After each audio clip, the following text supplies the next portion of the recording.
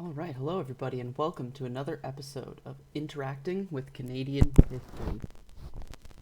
Today we're going to talk about politics and people in the Dirty 30s. All right, so our learning goals for this lesson are we're going to understand that the 1930s represent a significant departure from the 1920s in terms of economic success and cultural values. We talked a lot about this in the last lesson, but we're going to take a little bit of a deeper dive here in terms of the cultural values. We're going to understand the political changes that were taking place in the 1930s, specifically new political parties that are popping up, and identify reasons, like I said before, that new political parties were being born. So we're going to figure out why they're being born, okay? So first we're going to understand that it's happening, and then we're going to understand why. So, in 1930, there was an election. R.B. Bennett of the Liberal Conservative Party versus Mackenzie King of the Liberal Party. Unluckily for Mackenzie King, he gave a speech that has gone down in history, now known as the 5-cent piece speech, where he said, essentially, that he will not give a 5-cent piece to any province that is governed by a non-liberal party government. So, needless to say, this did not go over well with the people during the Great Depression, not just a depression, but the Great Depression, right after the stock market crash and the instant decline of people's way of life in 1930, the stock market crash of 1929. So R.B. Bennett ended up winning, not in small part due to that speech. He had unlucky timing. You know, it's the worst situation for a prime minister to be in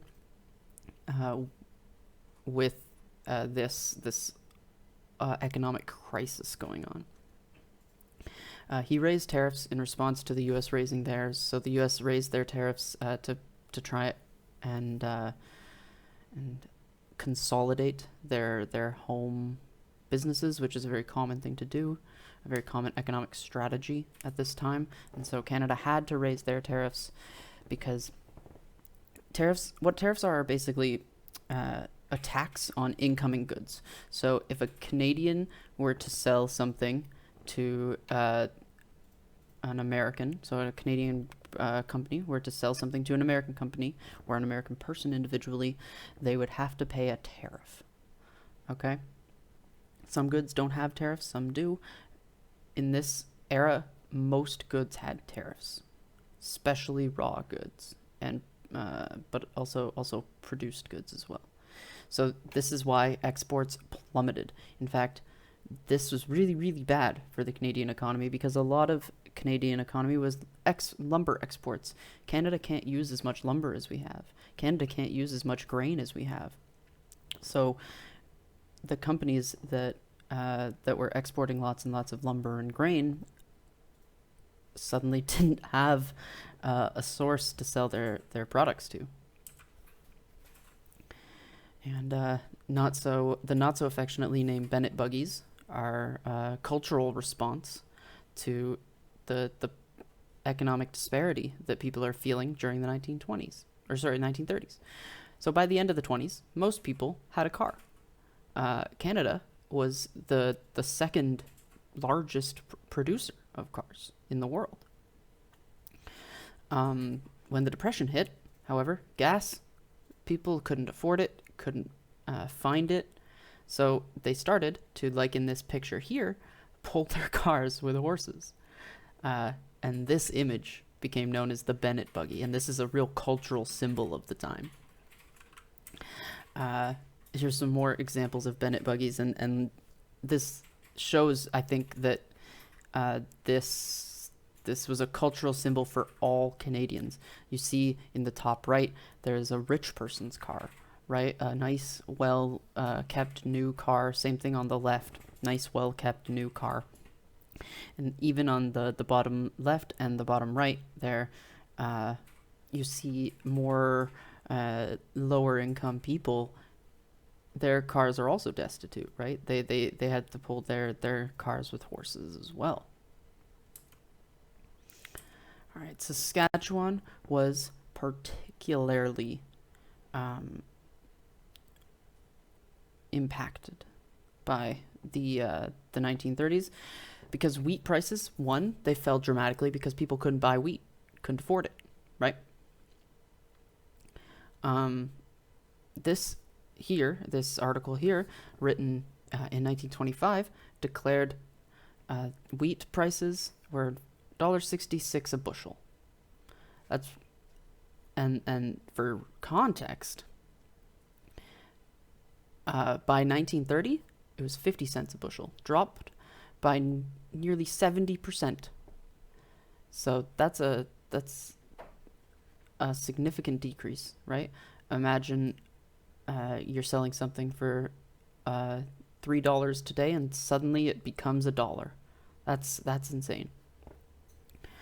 So your profits are crazy low. And on top of that, there's droughts, sandstorms, natural disasters abound. I'm going to put a link up in the corner here somewhere up here to a video about that if you want to learn more about the natural disasters.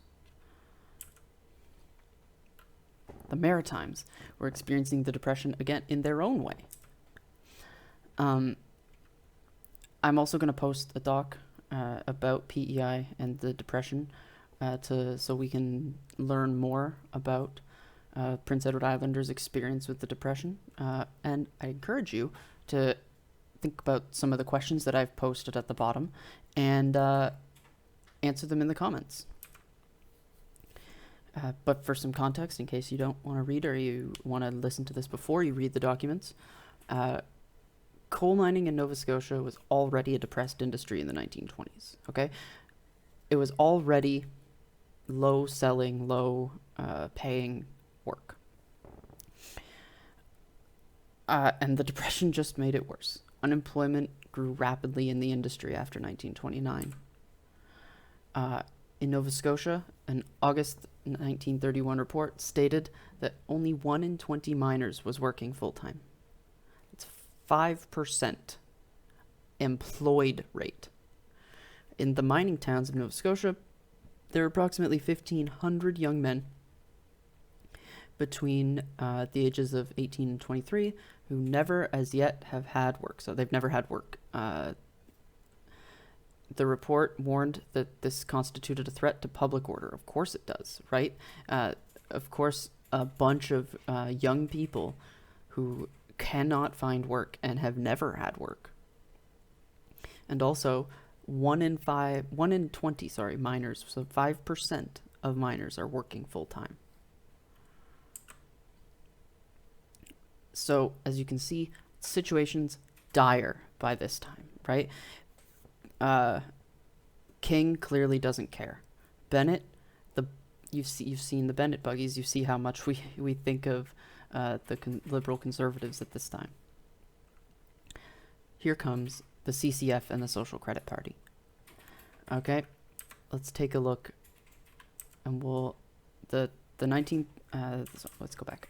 The CCF and Social Credit Party are new parties that are coming up, and they are basically saying we don't stand for these old parties, and we want to give people money and means to make money.